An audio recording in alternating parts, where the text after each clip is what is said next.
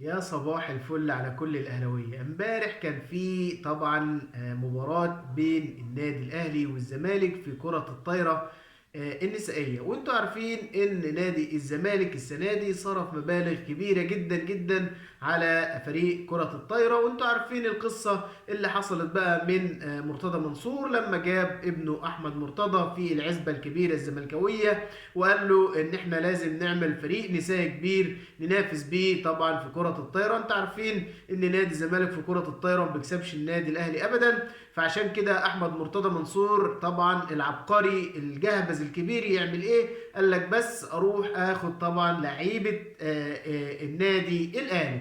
راح على لعيبة النادي الأهلي وقدم لهم مبالغ رهيبة جدا جدا، لدرجة إن كل لاعبة اللي كانت بتاخد 30 ألف جنيه في السنة، يعني احمد مرتضى اداها مليون ومليون ونص واتنين مليون.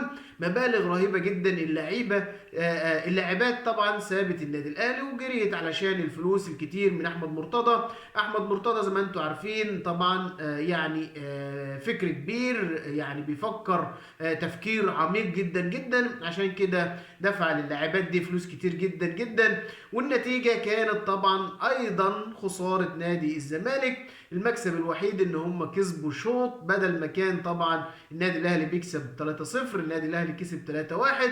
وده مكسب رهيب طبعا لنادي الزمالك واحمد مرتضى منصور، اللي احمد ومرتضى لبسوا خازوق كبير جدا جدا. وطبعا هيفضلوا كده على طول، والنادي الاهلي هو ملك الصالات. يا جماعه الفكره فكره نادي، الفكره فكره حاجه اسمها النادي الاهلي، مش فكره ان انت تاخد اللعيبه من غير نادي من غير اداره كان لم يكن. فدي اسمها نادي الاهلي، وروح النادي الاهلي، لعيبه النادي الاهلي. النادي الاهلي قادر ان هو يصنع اي حد ويمجد اي حد، لكن خازوق كبير جدا جدا لمرتضى واحمد ابنه طبعا اصحاب العزبه. عشان كده بنبارك لفريق سيدات النادي الاهلي، سيدات الذهب. فعشان كده بنقول لهم يعني الف مبروك. كانت فرحه عارمه بالامس من العمرو فاروق واعضاء مجلس اداره النادي الاهلي.